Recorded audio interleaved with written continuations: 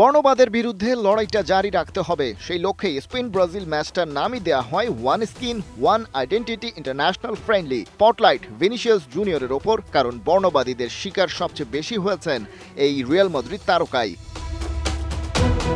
কিন্তু মাঠের খেলায় ভিনিকে ঠিক সেভাবে খুঁজে পাওয়া গেল না। অবশ্য সান্তিয়াগো বার্নাবুতে শুরু থেকেই গোটা ব্রাজিল দলই ছিল অনেকটা নিষ্প্রভ। টানা খারাপ সময় পার করলেও নয়া কোচ ডরিভেল জুনিয়রের অধীনে ইংল্যান্ডকে তাদেরই মাঠ ওয়েম্বলি স্টেডিয়ামে 1-0 গোলে হারিয়ে কামব্যাকের আভাস দিয়েছিল ব্রাজিল। কিন্তু স্পেনের মাঠে এসে শুরুতেই 2 গোল হজম করে বসে সেলেসাওরা। 12 মিনিটে রদ্রি আর 36 মিনিটে দানি আলমোর গোলে ফ্রন্টফুটে স্পেন।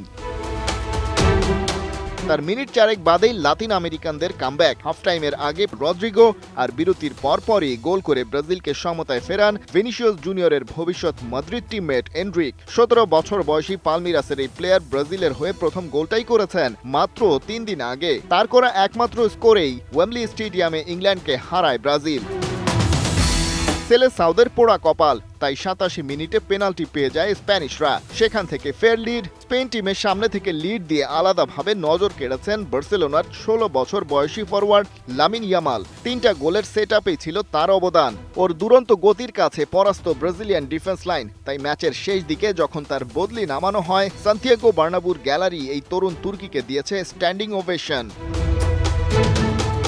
হার প্রায় নিশ্চিত, তবে নাটকের বাকি আরও খানিকটা। স্টপেজ টাইমের 6 মিনিটে ব্রাজিলিয়ানদেরও একটা পেনাল্টি উপহার দেন রেফারি। সেখান থেকেই গোল আদায় করে নিতে ভুল করেননি লুকাস পাকুয়েতা। তাতেই পিঠ বাঁচে ব্রাজিলের। 3-3 স্কোর লাইন নিয়েই মাঠ ছাড়ে ইন্টারন্যাশনাল ফুটবল সার্কিটের 2 সুপার পাওয়ার।